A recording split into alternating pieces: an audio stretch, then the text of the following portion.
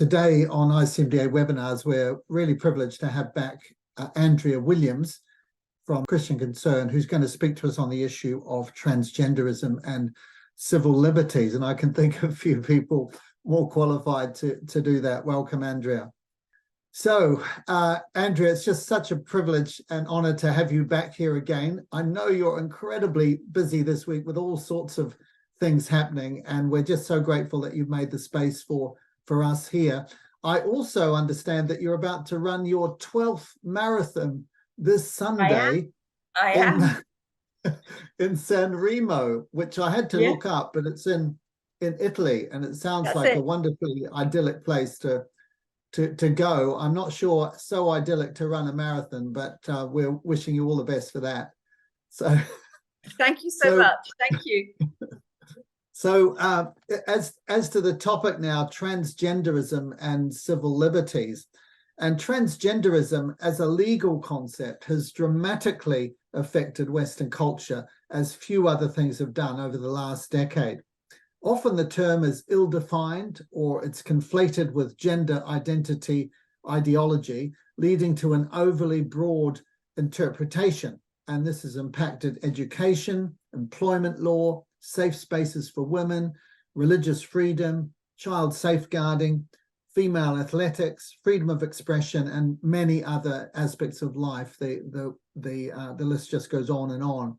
This talk today is going to focus on the lived experience of the Christian Legal Center, which has been right at the forefront of challenging the transgender agenda in the United Kingdom before the courts, Parliament, and also at the grassroots level.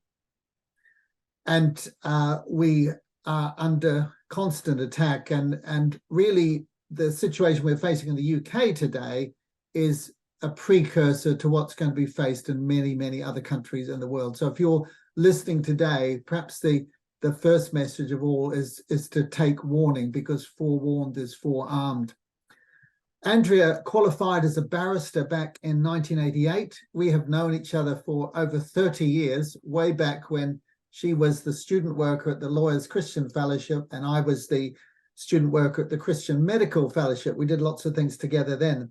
And Andrea went on to found Christian Concern and the Christian Legal Center, two separate organizations which work together. And they've run some of the most high-profile Christian interest campaigns in legal cases in Europe. Andrea's a prolific media commentator. She's been a frequent presence on major TV channels and radio stations. She's passionate about seeing every area of society transformed by the gospel. She's married to Gareth, and they have 4 grown-up adult children. And after overcoming cancer in 2010, she surprisingly took up marathon running. And as I mentioned at the beginning, she's working towards completing her 12th race soon. So we expect her to be very tired next Monday, but she's full of energy now. And Andrea, it's just a delight to have you back again. We really look forward to hearing what you have to say. Thank you. Well, it's wonderful to be with you today. Thank you so much for the opportunity to be with you today. And, you know, just before a marathon, I go into that a slight feeling of quietness actually in my spirit. So I know that you said that I'm going to be feeling lively this afternoon, but I feel that the marathon is getting very real right now. And then usually just after the marathon, I have lots of energy, even if there's some fatigue in my body, because I feel so relieved that that it's actually done. But thank you very much for this opportunity to be with you today. So the topic is transgenderism and civil liberties. So I'm going to talk to you very specifically about the lived experience of Christian Concern and the Christian Legal Center here in the United Kingdom. And indeed, as Peter said, what I want you to really think about as you listen to me from wherever you are in the world, it's extraordinary that this association has 60,000 people within it and across 107 nations. That is an extraordinary force for gospel good across the world.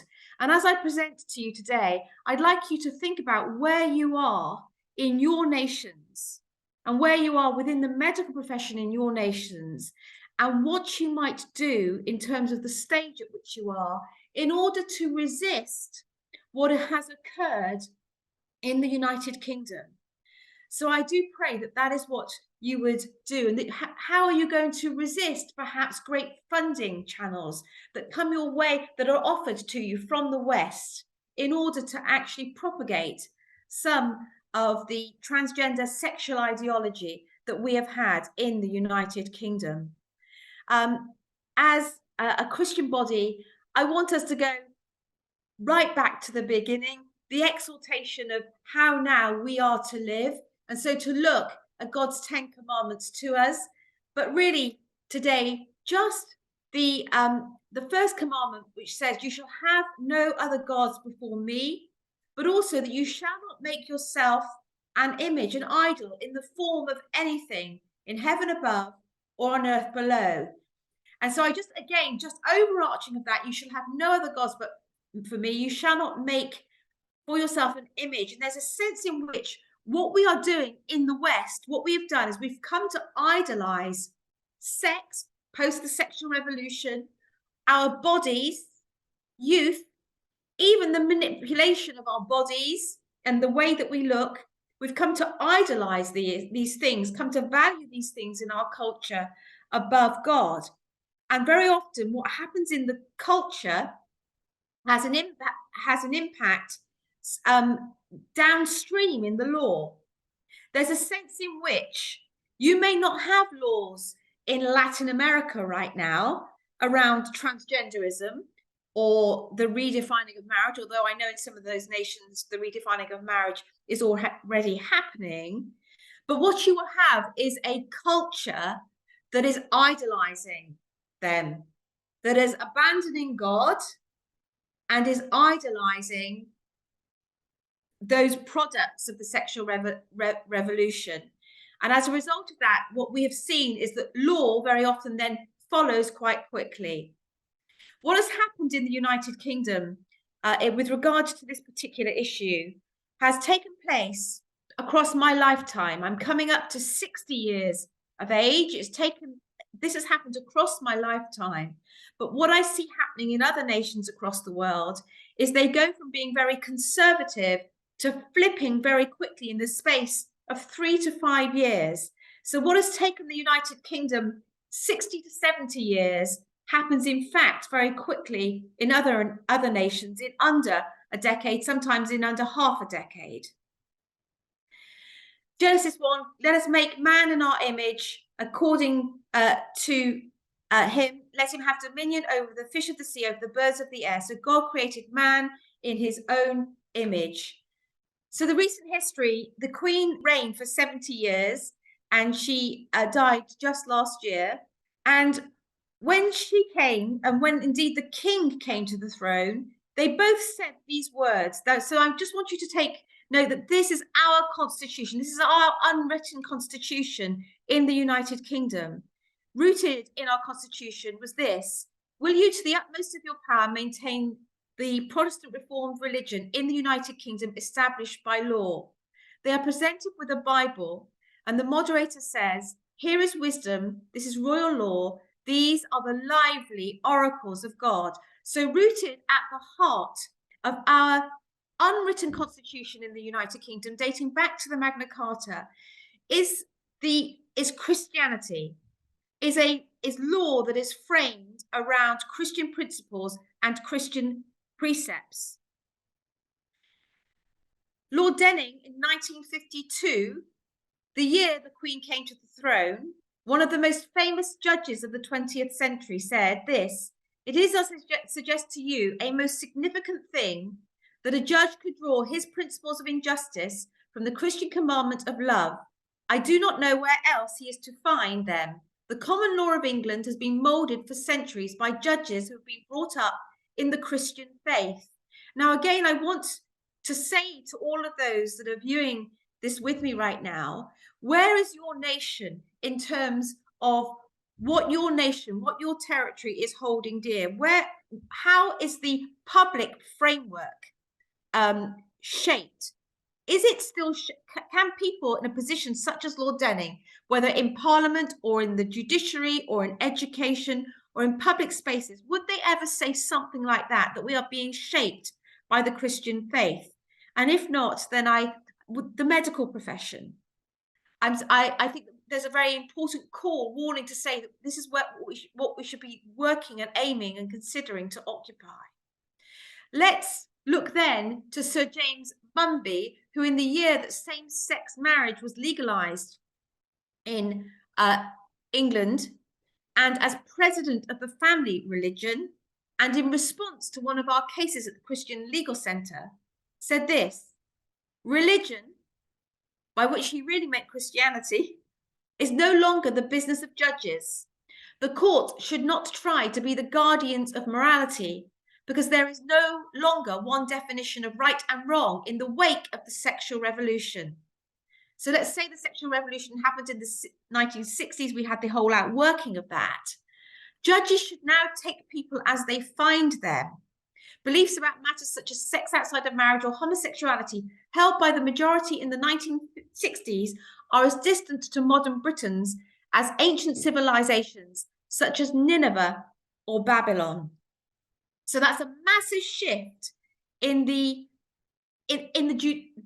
judicial concepts. But the truth is, we have to remember this: we legislate morality. We legislate towards God, we legislate for moral good, or we do not. As doctors, we practice for moral good or for bad. We practice to heal or not. We orient ourselves either towards a creator, healer, good God, or not. Our best practices are either rooted in God, rooted really in God, or they are rooted from a secular humanistic framework.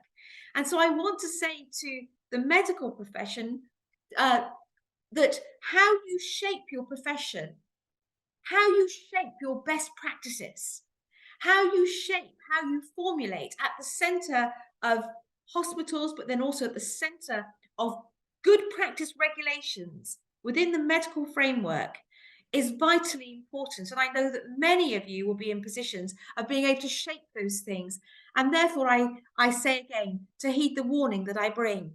So the cultural revolution in the 70 years since the sexual revolution is this. I qualified as a barrister in 1988.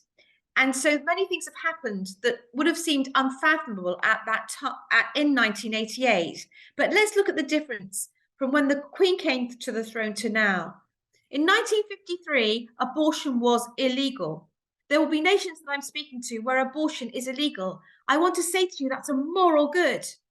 That's a moral good. Seek to uphold the moral good. Today, 70 years later, in Great Britain, 10.2 million people in England, Scotland, and Wales do not live because we had a law that permitted abortion. Today in England, there are the whole shift in terms of marriage. We have 340,000 marriages with a population of 50 million and 241,000 marriages today with 16 million more people in them. The divorce rate in 1953, 34,000, now 120,000.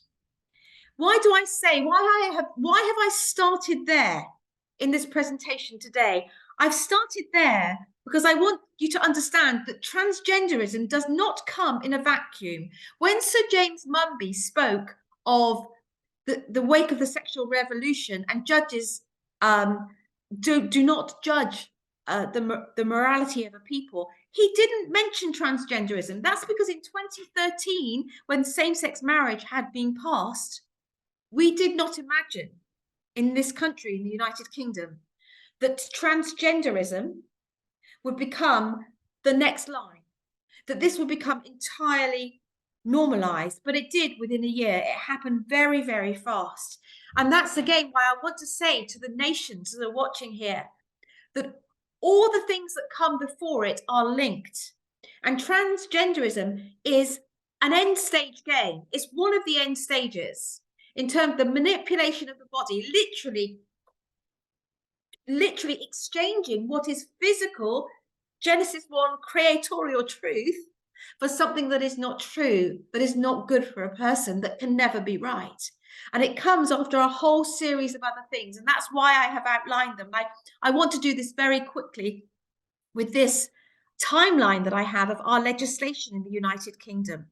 And I do this, and I hope that you'll be able to look back at it, but so that you get the picture, so that you have an idea for wherever you are in your nations. And as I said, in 1988, it would have been unthinkable to me, unthinkable, that marriage in the United Kingdom could become between two men or two women.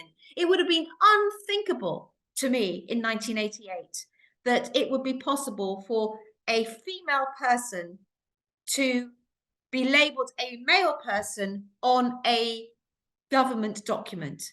But all of these things have happened in the United Kingdom, and in the United Kingdom, you are punished unless you are told that you discriminate, unless you conform. So let's look how this happened. In 1857, we, in the United Kingdom, decriminalised adultery. Until that point, it had been a criminal. In 1967, we had the Abortion Act. 1967, we decriminalised homosexual acts. Only in 1970, the Gay Liberation Front was established. In 1988, we had a bill which said no local authority shall promote the teaching of homosexuality as a pretended family relationship in schools. In 1990, we had the Human Fertilization and Embryology Act, which began to really question what it was to be human, which was able to now make embryos in a laboratory, which opened up the whole possibility of how people could have children. But also we began to see the manipulation of our common humanity. Only in 1992 in the United Kingdom did we have the first Gay Pride Festival. In 1998, and this is what many of you will be getting in your new constitutions in various nations across the world, we had the Human Rights Act. This began to basically talk about the equivalency of ideas, the protection, anti-discrimination laws, and no longer this idea of a common law, a law that is common to us all, that is given by God, something above us, but rather a vying in the space for different rights that became competing rights, and to discriminate against one, and to say that one right was preferable to another would be to discriminate or be hate speech. Sexual Offences Act equalised, brought the age of consent down in the United Kingdom in the year 2000. The policy of barring homosexuals from the military was scrapped into the year 2000. In the year 2002, same-sex couples or individuals were permitted to adopt or to foster. There was the repeal of Section 28 in 2003, and gross indecency laws were abolished. Then we had the sexual orientation regulations, which said that the discrimination against homosexuals in the provision of goods and services was to be illegal. So it's in the midst of anti-discrimination and equality laws, which is how this comes in. So again, I'm seeking to bring the warning. This all comes in on one of these lines. It was in the midst of that in 2004, we had the Gender Recognition Act, which for the first time in law gave legal recognition to a transsexual's acquired gender. So it literally manipulated the law. It manipulated the law with regard to what it means to be male or female. Imagine in England in 2003 that suddenly, for the first time in the whole of our history, we were able to put on a passport or on a birth certificate that somebody who was born biologically male was now female, or female now biologically male. So what you have there is a falsehood at the heart of our legal system. In the same year, the Civil Partnerships Act, which allowed for same-sex couples to register as civil partners. Again, the warning, please know this, that they said this was all just about rights. But in fact, what it became was, it became immediately known as marriage.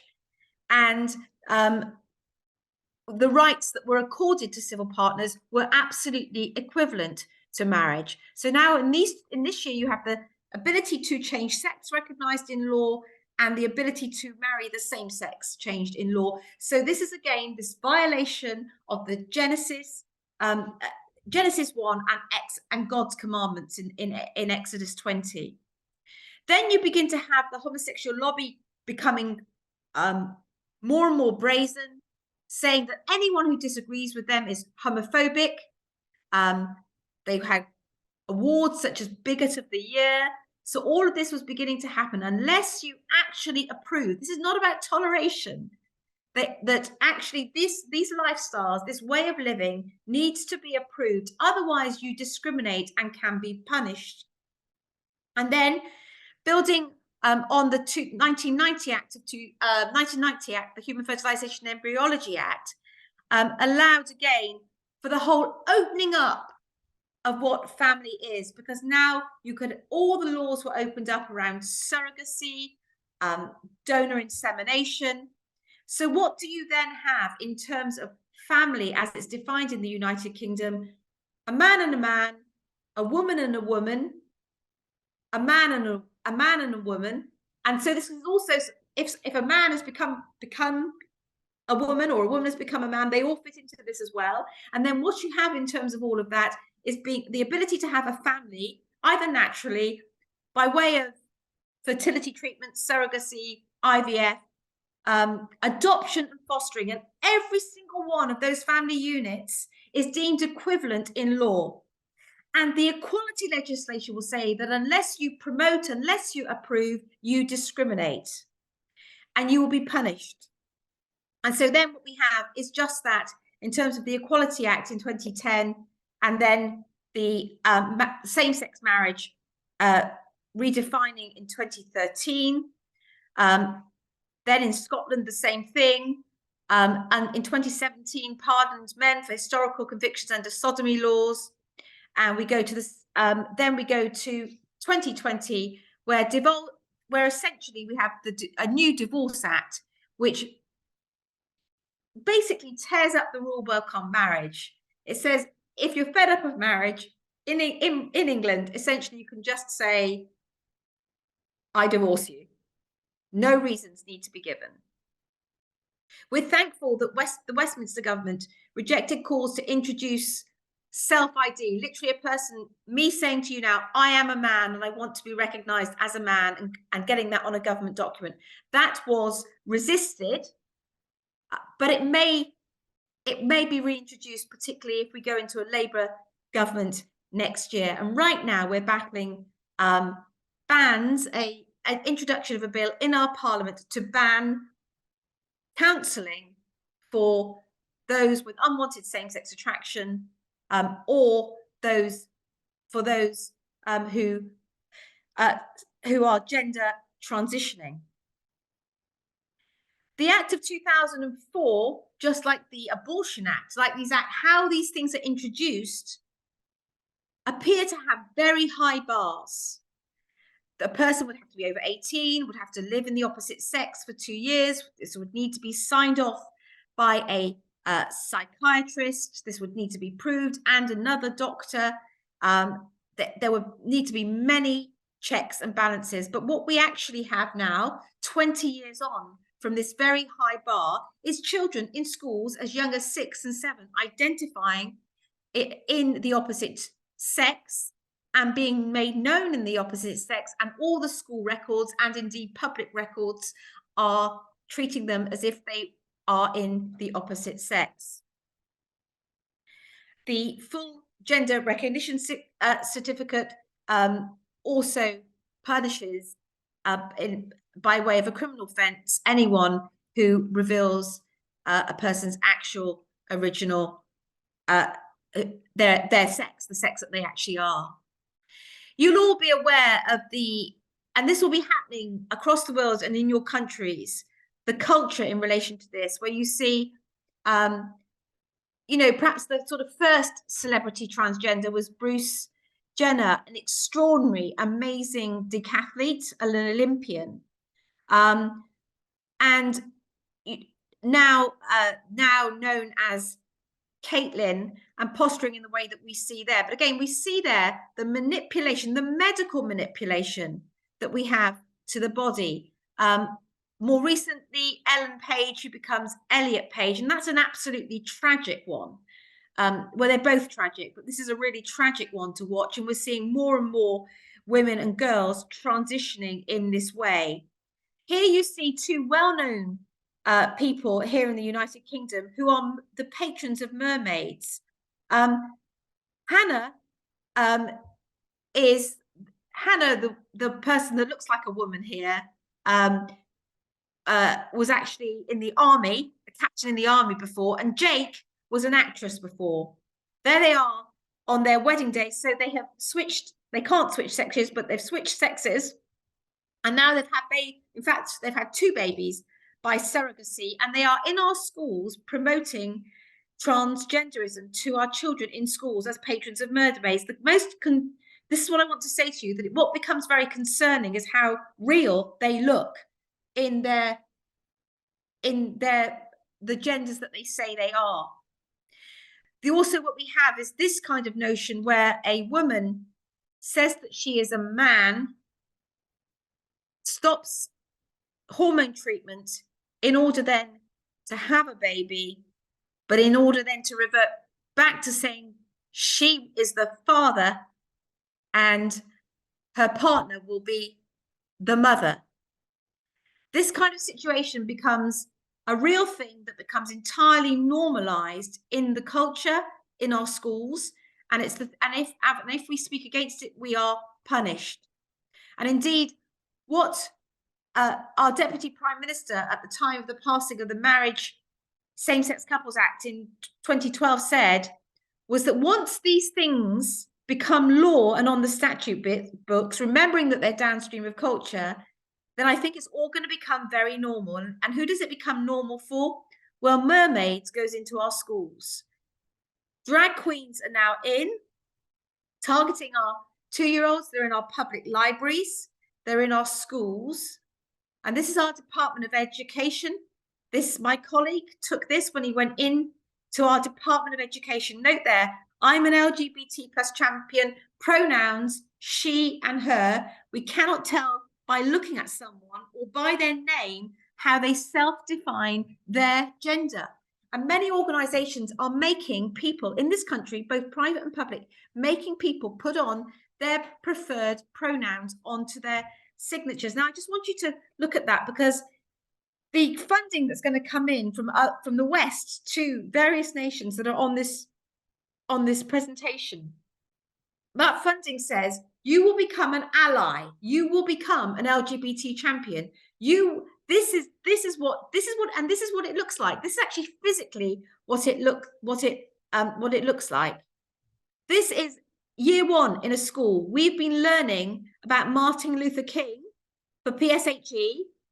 And here are some of our dreams. If I have a dream, if boys could go to the same toilet as girls, I want to say about that is that what then happens is that all the conflated so-called protected characteristics, whether it's disability, sex, male and female, color of skin, black and white, Martin Luther King is equated to transgenderism. This child in year 1 that the school is promoting she cannot spell. But the thing that they really love is the fact that she wants same-sex toilets, because there's the eradication of male and female transgenderism. And then coming into our schools, these become the normalized books for children right down to nursery age. King and King, Jack and Jim, Uncle Bobby's Wedding, and Tango Makes 3. Really, this is both soft and hard propaganda of the sexual revolution, of the LGBTQI revolution. But look at this for our children and in schools. My princess boy has play dates with boys and girls. He plays dress up. He wears a green ballet leotard. He dances with his friends. 10,000 dresses. Bailey walked right past in crystal dresses, lilies and roses and honeysuckles. Bailey picked a few of the blossoms to taste the drips of honey. Lilies and roses. And then the warning becomes to the church. So it goes into our schools, then to the church, into our churches. Church of England bishops basically publish guidance to recognise transgender people in their new gender.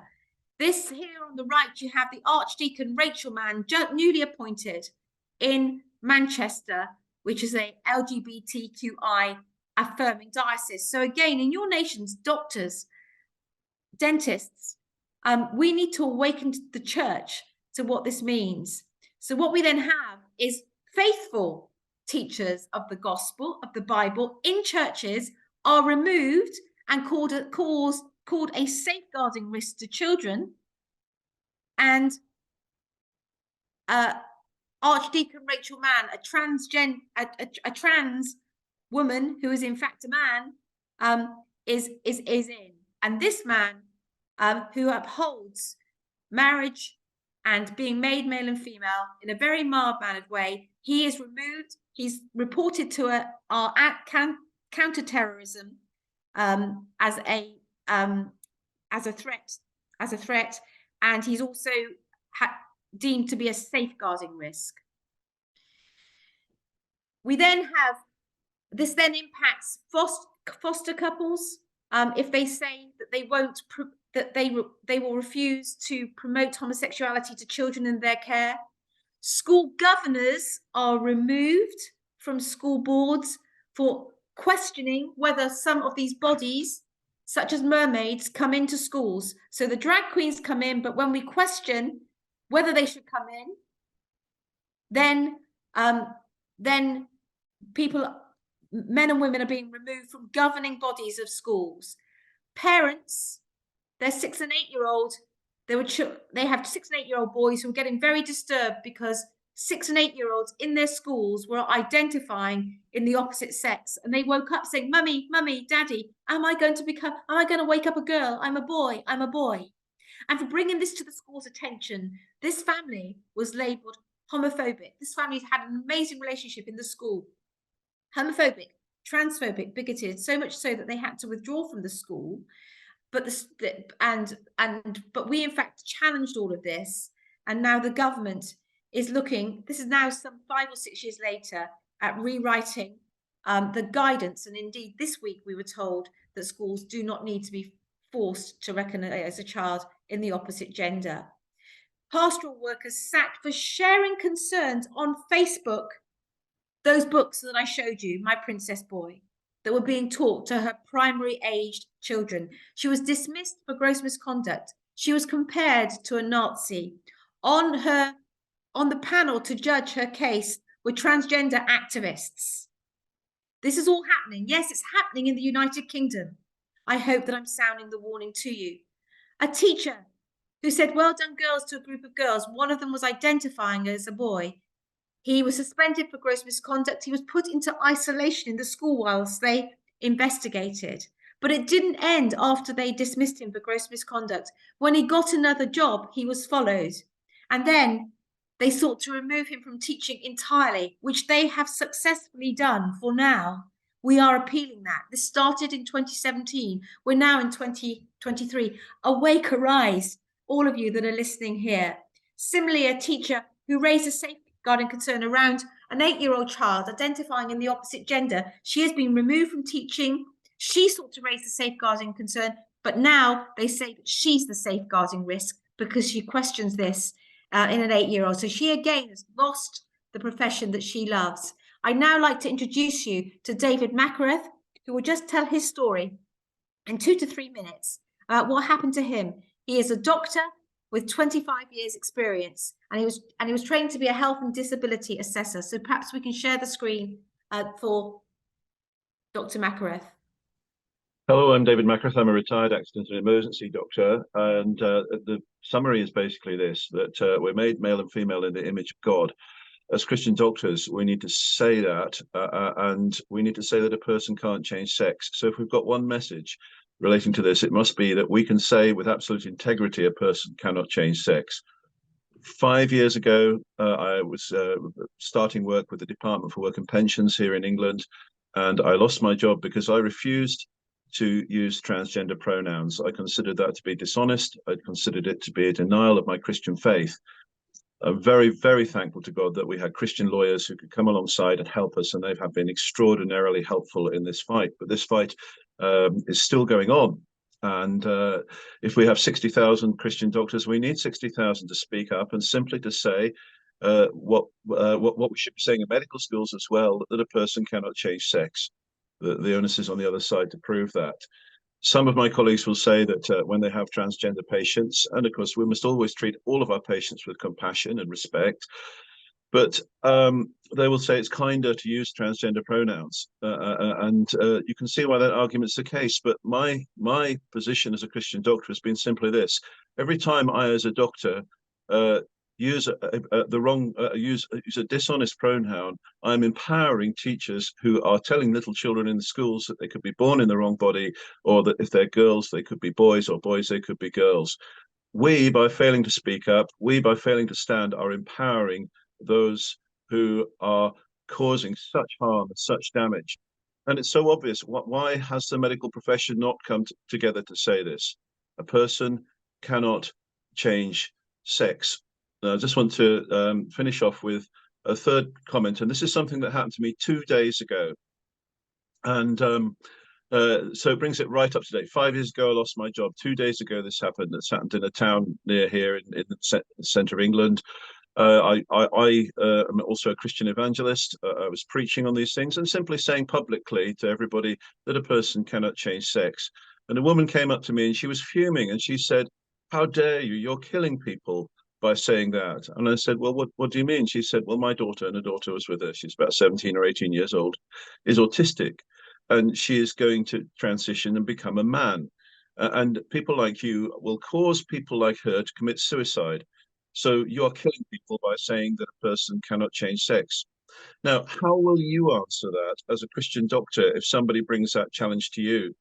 My answer is, first of all, I think the whole situation is tragic, because here is a person who clearly does have significant, serious underlying issues which need Christian compassion, the utmost compassion, to be dealt with. But my answer is this: if medicine and if Christianity doesn't begin with the truth, and of course we must begin with the truth, we cannot help anybody. We aren't the troublers of Israel that we're made out to be. That's a biblical term. We want to help people, but we start with the truth. And there's no question that a girl in that situation needs help and support of the right kind. But my concern as a Christian doctor is if she transitions, if, as a mother says, of course she can become a man, and she goes through that, that will be devastating and disastrous for her. So as Christians, if we care about our patients, if we care about compassionate medicine, we must always start with the truth. That's what I had to say. Thank you. Thank you again for the Christian lawyers who are absolutely brilliant. Thank you, Christian Legal Centre. Thank you so much, David. And so just to continue then, there you see it, doctors, dentists, there you see that you actually risk losing your job as a result of standing for truth. But actually the most caring and most compassionate thing that you can do, that we can do together, is to stand for truth. The most compassionate thing we can do for all people in this is to stand for truth. And then, so just to finish, is to say this: there's a global parliamentary strategy to promote the LGBT plus trans agenda across the world. From every nation and every continent, they are putting together, wherever they are on the line, whether it's decriminalizing homosexuality or bringing in equality and diversity legislation, the Canadian constitution all across the Caribbean, for instance, and in many parts of Africa, that will bring in this agenda. And doctors and dentists, you have a massive part to play in the resistance of that by telling them the stories. And what you can see is cases are being brought, also lawyers are joining from across the world, and cases are being brought in all of these places, specifically North Cyprus, Sri Lanka, Singapore, Mauritius, Jamaica, Belize, Eastern Caribbean. They're being brought in order to undermine the fabric of your societies. Parliamentary strategies, legal strategies across the world. These are things that we need to resist, and we are helping the Christian Concern, the Christian Legal Centre, and indeed we'd love to do this with ICMDA. We would love to help you to resist at your national level. There we are in Malta, resisting the criminal trial of someone accused of conversion therapy. But they're right at the heart of major institutions. And so we need also to be making our voice known in public places by developing a understanding where we are now, but knowing that we want to save our nations with a long horizon, that we want to work nationally, regionally, and locally with a strong network to give ourselves vision and policy that articulates a robust biblical framework and capitalize on opportunities to speak in political and public discourse, creating visibility and practice, Christian institutions, Christian frameworks, the best frameworks for the protection of men and women, and indeed our nations, for the good of our nations. Thank you so much for giving me this time and this opportunity. I'm so grateful, and so very grateful for a lifetime, a grown-up lifetime of relationship with your Chief Executive, Peter Saunders. Thanks very much, Andrea. Wow, what an overview. And thanks so much for taking us right at the beginning and showing us how things can gradually change over time. It's the old story of the frog in the water, isn't it? If you put a frog in hot water, it jumps out. But if you put it in cold water and you gradually increase the temperature, it will make no attempt to escape. And human beings are not unlike frogs in the sense that if the moral temperature changes gradually enough, many people don't see it. But it's only in that long-term perspective that we do. And thanks, David, too, for your testimony as well. And we've got some time for question and answer here. We said right at the beginning that forewarned is forearmed, and you've demonstrated very clearly how things have happened in an ostensibly Christian country in just the space of 60 years, but particularly in the last 10 years, how rapidly, but also the international collaboration, and one might even call it a conspiracy, I think, to work in order to change law and practice in countries right across the globe. So if your country isn't facing these challenges yet, it's going to come very soon. So what would you say, Andrea, to someone who may be listening to this program saying, well, Britain seems to be on another planet at the moment from where we are. None of this crazy stuff seems to be happening here.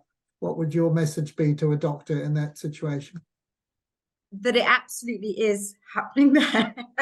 I hardly know a place on the planet, right?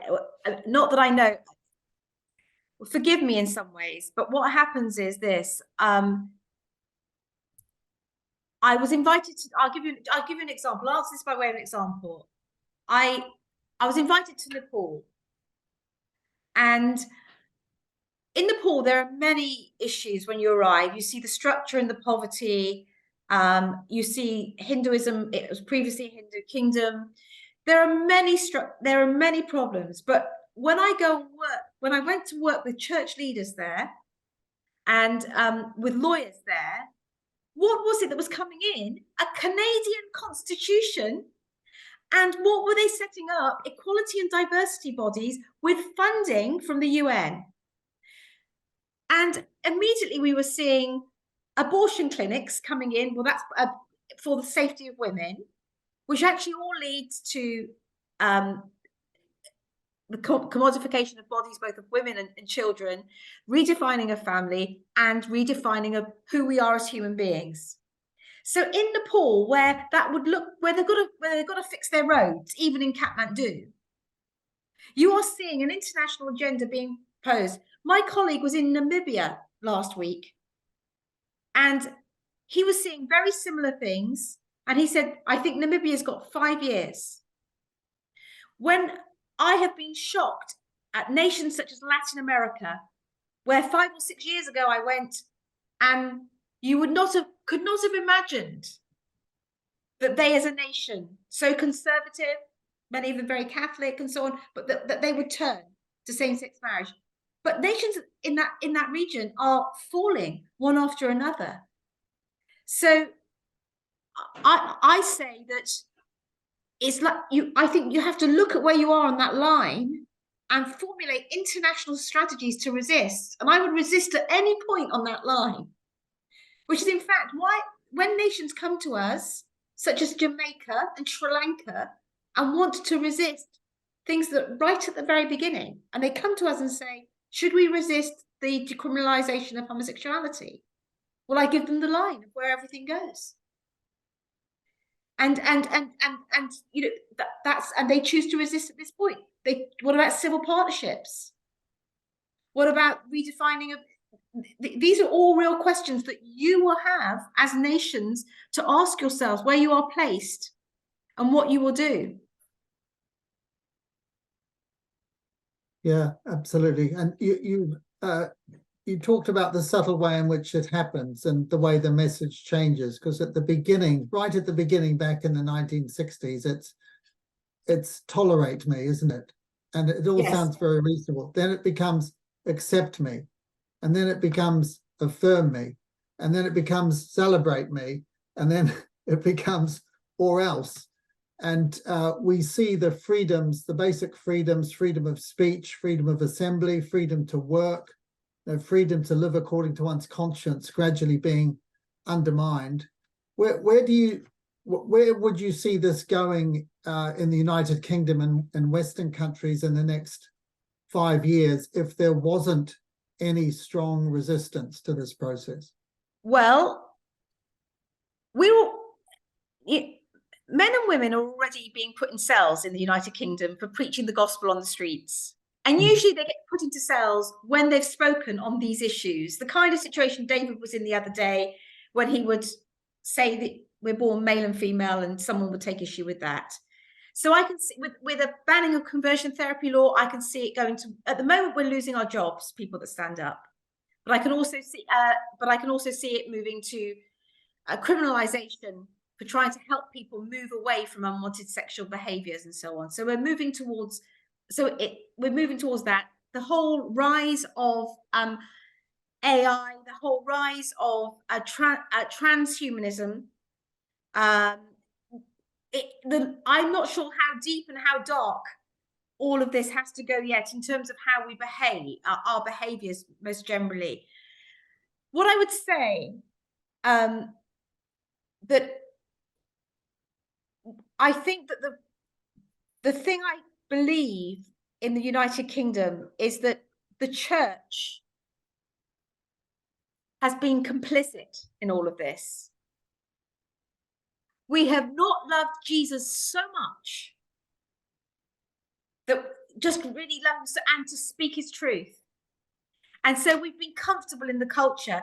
We've also been, as you said, we've been kowtowed by those that speak loudly and say, unless you tolerate me, you're a bigot. No, we love you. We love you, and we therefore want to speak the truth to you. I'm a doctor, and I can say that you cannot change your sex, and that is me wanting the very best for you. I am a doctor, and I can say to you that your mental health, much of your mental health, is as a result of your addictions, and some of those addictions are to same-sex behavior or to pornography, whatever it might be, or all of these things are we've failed to speak. And so the one thing I would say, as doctors and nurses and medics, is please speak within your profession for life and truth. Please keep Jesus Christ, his name, famous in your profession. Don't take him out of your profession. But also, I would say, all of you, please go back to your churches and say, this is fundamentally a gospel issue. And we have to, the people need to be raised up in the nations to speak of this to government. You know, otherwise what's happened in Britain will come to your nations. So I'm not sure if that was very clear, but it really is to understand that we have to speak. Yeah, so I guess the bottom line is, you think it's bad in Britain at the moment. Believe me, it can get far worse than this, unopposed. I believe there's a private members bill before the House of Lords, which is going to be introduced in the new year, on conversion therapy. Yes. And conversion therapy is defined so broadly in this that this would actually intrude into not just preaching, but also parenting, praying for people, pastoral counseling, and so on. So there's a sense in which it's really putting its fingers right into the church, into Christian households as well. It really is. And we have, I mean, this week in the office, we've had a minister of the gospel in a church, but where there was a live stream as a result of, and he works in schools. He employs 100 people across schools in the United Kingdom. The National Secular Society got hold of the live stream where he was talking about transgenderism and homosexuality. It was just a couple of lines, and it was kind. But as a result of that, he has been hounded in the national press. He's having his this whole organization is under threat. His entrance into schools, therefore to teach children and train school children, is under threat because of something he said in the church.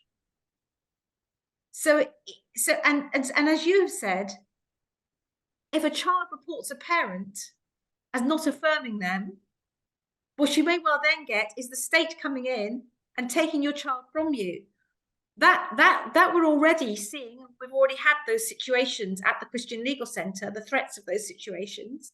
But what we'll see next, according to this bill, is criminalisation, and that's what Matthew Grech is facing in Malta for speaking on I could be criminalised for speaking as I have done now. It would make me a criminal in the United Kingdom if this bill if someone complained in this bill, I would be facing a trial, because that's what's happened to Matthew Grech. Well, we're getting lots of interesting comments here. We've heard a lot about the UK situation. Sherry Falkenheimer is saying in the USA, physicians are already being fired or called to account if they don't use preferred pronouns or support transgenderism. We have a number of legal organizations which help challenge this, suggest other nations develop relationships with believing lawyers and barristers and those who don't support transgenderism to help their medical personnel in this situation. Other than the US and UK, are there such organizations, and in what countries? So can you comment, Andrea, on the international scene? Are there other groups like you and like-minded groups who are taking on these issues in other countries, or is there a real deficit there?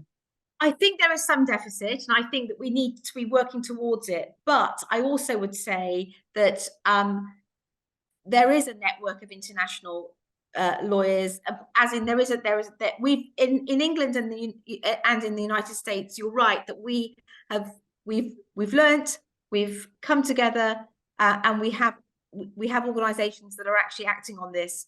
We are right now serving lawyers in multiple countries from the Christian Legal Centre, and I know Alliance Defending Freedom does the stuff, and Liberty and Thomas Becket and so on and so forth, and the Christian Legal Association and Advocates International. And I know that for an organisation like Advocates International, for instance, has regional areas. Well, I think that what would be good for them is also to come to understand some of this stuff if they're not understanding it already. I mean, I think Advocates International does it at the top, at its executive level. But what I'm saying is that we need to help to equip you, lawyers and medics on the ground, to see what's coming. The arguments, by the way, are the same. So, and this is the other thing, I want to give this to the world. I want to give everything we've done for the past, I've lived this. This has been my life. So I've lived it in real time. I've made all the mistakes. No one else has to make these mistakes. If they listen, I've made the mistakes. And so I've made the mistakes. We've formulated expert opinions from across the world, and I know that this network will have even more expert opinions. We can make the best case. We can stop this in your nations. We can provide resistance. We really can. If you get in early, you need to get in early and make and make the arguments and provide the resistance across the nations. We can give you this information, and we can give it to your lawyers and serve your lawyers. This is what we want to do. And my heart is the same as the heart of other lawyers internationally that have done this too, that are experts in this field.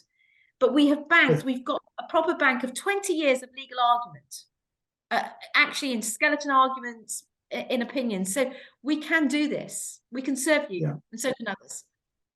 Absolutely. And that's perhaps the biggest takeaway message, is that, you know, as well as being forewarned, that we don't have to reinvent the wheel, because as Jesus said in another context, others have done the hard work and he's sending us out. And so the arguments and the processes are the same in every country across cultures, and we can borrow from each other. Lot of comments here, Andrea, from Latin America. Yes, in Latin America it's coming.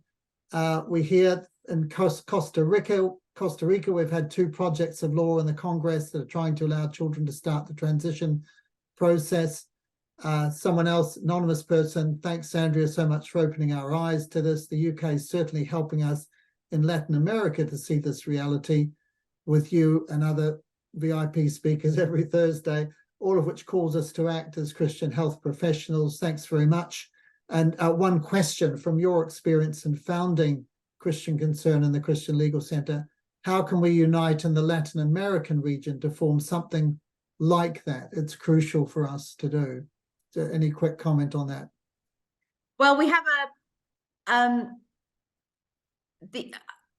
I'd say that this is already a wonderful forum, what you've got here as a medical network. That's already a great forum. We've actually set up in Colombia, for instance, a Christian Concern and a Christian Legal Center. So I would say, why not get hold of that organization in your region and copy it? Work, support one another, and form a regional hub, and help. And we want to serve you, and I know that ICMDA will want to serve you. Let's take this information, and we need bold and courageous men and women who understand the times, understand their nations, to stand up, to speak up, and to be envisioned, and also to raise up a next generation. But we have to just start. But I know, because in some senses, I mean, it's wonderful that God has taken Peter into this work at ICMDA, and I believe that for this wonderful season that he is in this work. But I think that one of the things that I can see from across the world, but I now travel a little bit more myself, is that there are men and women in every nation that see this, but understand the times. And so if you're one of them, join with others and be determined to act, and act now, and start and resist. And I also believe, Peter, I believe that in every region, there are going to be nations that properly resist. So that we are going to see, I think that Europe's going to look very sad. America's going to look very sad unless we come back to Christ. And we're going to see nations across the world that are light, that are lighthouses and life houses, because they've chosen Christ and actually managed to resist. And that's what I'm looking forward to. And I'm praying that we'll play our part because we warned. Well, I'm into that. And Andrea, really sadly, we're already over time and we could go a lot longer. But thank you so much again for coming along and speaking to us today, opening our eyes up to the gravity of this issue and the fact that it's something that really affects all of us and that we all have a role in fighting. And thanks, David, too, for your testimony of being a doctor on the front line, meeting this in your workplace, and the costs and sacrifices that you've been willing to make to be faithful to Christ in that situation. So thanks, Andrea and David. and for all of you for coming along to ICMDA webinars once more. God bless you. Thank you. God bless you.